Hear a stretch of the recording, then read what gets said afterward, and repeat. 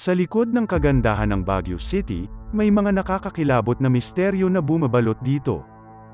Sa bawat tanawin ng bulaklak at kabundukan, nagtatago ang mga kwentong nagbibigay kulay sa dilim na tagpo ng syudad. Ito ang ilan sa mga ito. Episode 6, Mga Misteryo ng Baguio Part 1. Ang unang nakakakilabot na kwento ay nagmula sa Mines View Park 10 taon na ang nakakaraan, isang lugar na kilala sa kanyang payapa at maaliwalas na tanawin. Ngunit ang katahimikan ay nabasag isang mapangahas na umaga. Sa unang sinag ng araw na sumisilip sa usok, isang local vendor ay natapilok sa isang nakakatakot na tagpo. Ang katawan ng isang hindi kilalang tao, walang buhay at malamig, nakahiga sa gitna ng mga dahon, malapit sa tinatahak na landas. Kagyat na ipinasara ng pulisya ang lugar, nagsimula ng isang investigasyon. Ang biktima, isang middle-aged man, hindi natukoy dahil wala itong pagkakakilanlan. Sa pagsusuri, nagpapahiwatig na ang ikinamatay na ito dahil sa isang pag-aaway. Marahil ay kilala nito ang kanyang salarin. Habang naglalakbay ang Baguio City Police sa kaso, sila ay naantala, walang mga saksi, walang agad na mga sospek, walang malinaw na motibo. Ang komunidad ay nabigla, ang mga turista at mga lokal ay nagkukumahog sa kasagutan sa paligid na may kaba. Kapag kumalat ang balita ng pagpatay, magkakaroon ng isang kaguluhan sa media. Ang mga pahayagan ay sisigan ng karahasan sa Mines View Park, at ang publiko ay hihingi ng mga kasagutan. Siguradong maaapektuhan ang turismo ng lungsod, kaya nagdesisyon ang mga tagapamuno ng syudad na ito ay itago. Maraming teorya ang mga pulis, isang krimen ng pagnanasa, isang nabigong pagnanakaw, isang walang rason na gawa ng karahasan. Ngunit nang walang sapat na ebidensya, hindi napatunayan ng pulisya ang mga haka-haka. Nagdaan ang panahon, at ang unang pag-asa ng pagiging aktibo sa investigasyon ay bumagal. Ang kaso ay lumamig, at ang mga impormasyon ay naging mas hindi tiyak.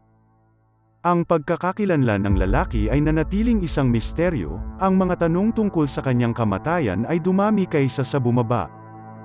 Taon-taon, ang anibersaryo ng pagkakadiscover ay nagdudulot ng isang panibagong tawag para sa impormasyon, na umaasa ang pulisya na ang mga pag-unlad sa teknolohiya ng pagsusuri o ang isang pagkakamali mula sa salarin ay magsosolve sa kaso. Alam niyo ba ang krimeng ito, mga taga Baguio? Number 2 Mystery. Noong 1900s, habang hinahanap ng Amerikanong kolonyal na hubugin ang future ng Pilipinas, itinatag nila ang teachers' camp sa lungsod ng Baguio. Ang lugar na ito itinakda bilang pahingahan at pasilidad sa pagsasanay para sa mga guro, ay naging isang institusyon. Sa paglipas ng panahon, gayunpaman, sa gitna ng mga usok at pine trees, nagsimulang kumalat ang mga bulong tungkol sa mga tinig mula sa nakaraan, mga tinig na marami ang nagsasabing hindi kailanman umalis. Sa paglipas ng mga dekada, ang mga karaniwang dumedalaw sa teachers' camp ay nagkwento ng nakakakilabot na mga karanasan. Kwento mula sa mga bisita at residente ay nagse-share ng mga kwento tungkol sa nasaksihan nilang mga multo na naglalakad sa mga pasilyo, kakaibang ingay sa gitna ng madilim na gabi, at biglang pagbaba ng temperatura. Ang pinakakaraniwang mga kwento ay naglalarawan ng mga multong matatanda at tunog ng isang piano na tumutugtog mula sa isang lumang gusali, bagaman wala namang tao dito. Nagmula ang mga alamat tungkol sa mga tiyak na silid at gusali sa loob ng kampo na mga lugar na puno ng paranormal activity. May mga nakakatakot na kwento ng mga bisita na nagigising na kalat-kalat ang kanilang mga gamit, ng mga multong bata na naglalaro sa mga pasilyo, o ng mga yapak na sumusunod sa kanila sa bawat sulok ng silid. May mga nagsasabing ang mga ingay di umano ay maaaring dulot ng mga material na bagay, mga tinig mula sa kahoy na istruktura, ang hangin sa mga biyak, ang paggalaw ng liwanag at anino. Gayunpaman, mas marami ang nagpapatunay na ang mga pagpapakita ay totoo, isang espiritual na marka ng mga libo-libong individual na dumaan sa mga pintuan ng kampo, iniwan ang mga piraso ng kanilang kaligayahan at kalungkutan doon. Sa kasalukuyan, nananatiling isang lugar ng pag-aaral ang Teachers Camp, ngunit nananatili ang kanyang haunted reputation.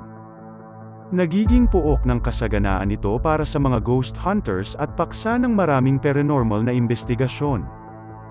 Kung naniniwala ang isang tao sa mga kwento o hindi, nananatiling isang patuto ang Teachers Camp sa mayamang kasaysayan ng Baguio at sa kanyang pagkiling sa misteryo.